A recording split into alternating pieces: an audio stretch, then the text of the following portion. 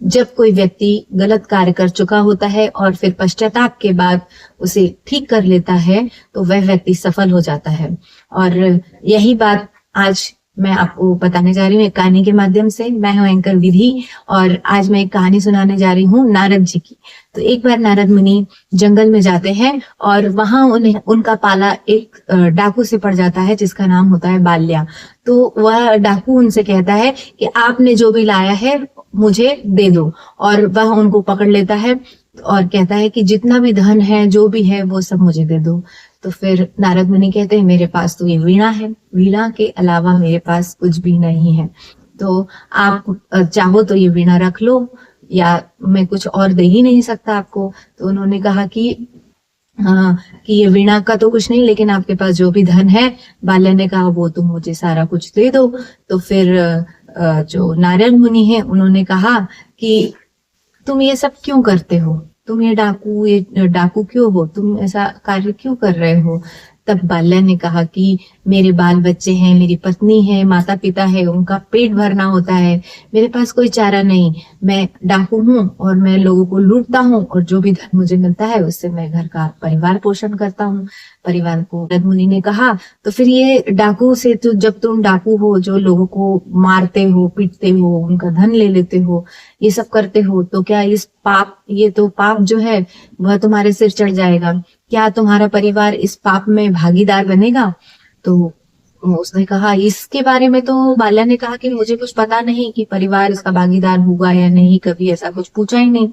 तो बोले कि तुम जाओ अपने परिवार से पूछ कर आ जाओ।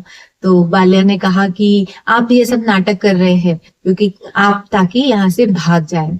तो नारद मुनि ने कहा ऐसा करो तुम या तो मुझे अपने साथ घर ले चलो या मुझे किसी पेड़ से बांध दो ताकि मैं यहीं रहूं और जाकर तुम पूछ कर आओ। तो बाल्या ने सोचा घर तो ले जाना ठीक नहीं रहेगा, ऐसा करता हूँ उन्हें एक पेड़ से बांध देता हूँ। बाल्या ने उनको पेड़ से बांध दिया और पेड़ से बांधने के बाद वह घर चला गया। घर गया और अपनी पत्नी से पूछा देखो मैं जो भी कुछ धन लाता हूँ चोरी डकैती से लाता हूँ, लोगों का खून भी कर देता हूँ कभी कभी, तो मेरे को जब अगर इस कार्य के लिए नर्क में जाना पड़ेगा, मुझे तेल में तला जाएगा, मुझे सड़ाया जाएगा, मुझे मारा जाएगा, तो तुम मेरा साथ दोगी ना, क्योंकि मैं धन तुम्हारे लिए लाता हूँ। उसने कहा ये सब मुझे नहीं पता। पत्नी ने कहा तुम जानो, तुम्हारा काम जानो, तुम पति हो, तुम कैसे धन अर्जित करते हो वो तुम्हारा मामला है, मैं कोई नरक वरक नहीं जाऊंगी और मेरा इसमें कोई लेना देना नहीं है। तो बाल्या को बहुत आश्चर्य हुआ कि जिसके लिए मैं यह कार्य करता था वह तो ऐसा कह रही है।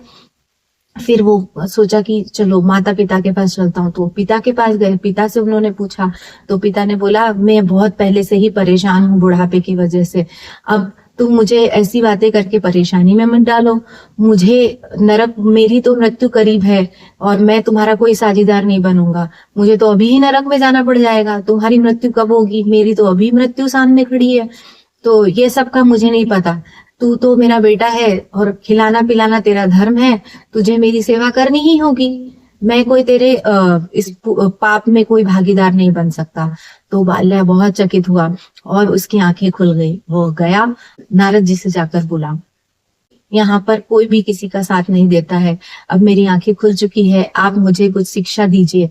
तो नारद जी ने सोचा कि इसे तो कुछ आता जाता नहीं, ये तो अनपढ़ है। तो उसने कहा हाँ मैं अनपढ़ हूँ पर हाँ मैं जिद्दी हूँ और मैं अपनी गलतियों का पश्चाताप का मैं जरूर करूँगा। जिस शिद्दत से मैं डाका डालकर लोगों को मारता था, खून करता था उनका, उसी शिद्दत से, जितनी शिद्दत से मैंने ये काम किया है उतनी शिद्दत से मैं आपकी दी हुई शिक्षा भी करूंगा, आप जो मुझे देंगे मंत्र में करूंगा। तो फिर उसने जो नारद जी हैं उन्होंने सोचा कि अब ये कुछ ज्यादा तो कर नहीं सकता, ऐसा करो, बाल्या से कहा कि ऐसा करो तुम राम राम राम राम जपते रहो, ये जपते जपते तुम्हारे को जरूर ज्ञान की प्राप्ति होगी। ऐसा कहकर वे चले गए और इधर वे तो चले गए और इधर जो बाल्या था वो राम राम राम राम जपता रहा। जब राम राम जपता रहा तो राम राम जो है वो कब मरा मरा हो गया उसे पता न चला और वो राम राम की जगह मरा मरा मरा मरा जपते गए, लेकिन मरा भरा जो है जुड़कर क्या हो जाता है, राम हो जाता है। तो वह इस तरह जपता रहा और नारद ऋषि वहां फिर से आए और उन्होंने देखा कि जो बाल्या है उसके चारों तरफ आभा फैल रही है, इसी प्रकाश हो रहा है और उसके जो काया है वहां से खुशबू आ रही है। तो फिर वह गए और नारद जी ने बाल्या से कहा कि तुम्हारे पास से तो आभा आ रही है, खुशबू आ रही है, लगता है तुम्हें ईश्वर की प्राप्ति हो चुकी है, तुम प्रकाशवान हो चुके हो। तो उसने कहा वह सब तो मैं कुछ नहीं जानती, पर मुझे एक असीम अनुभव हो रहा है, हमें मुझे ईश्वर की प्राप्ति का अनुभव हो रहा है, मुझे एक शांति का अनुभव हो रहा है। तब नारद जी ने उनको प्रणाम किया और कहा कि मैं इतने दिनों से कार्य कर रहा था, मैं इतने दिनों से भगवान को जप रहा हूं, पर मुझे ईश्वर की प्राप्ति अभी तक नहीं हुई और इस बाल्या को इतनी जल्दी ईश्वर की प्राप्ति हो गई। तो वे बाल्या जो थे वह वाल्मीक है। तो मैंने आपको आज जो ये कहानी सुनाई है उसका अर्थ, उसका जो निष्कर्ष है वह यही कहलाता है कि जब भी हम कोई कार्य करते हैं और वो काम हम अगर दिल से करते हैं तो हमें सफलता मिलती है। जिस तरह बाल्या के इतना छोटा मरा जपने से भगवान राम मिल सकते हैं, तो हम अगर कोई भी कार्य करें और अच्छे दृढ़ संकल्प के साथ करें तो हमें सफलता जरूर मिलेगी।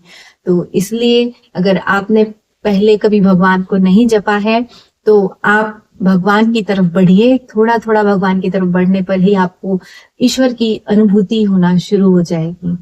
तो मिलते हैं नेक्स्ट वीडियो में। बाय।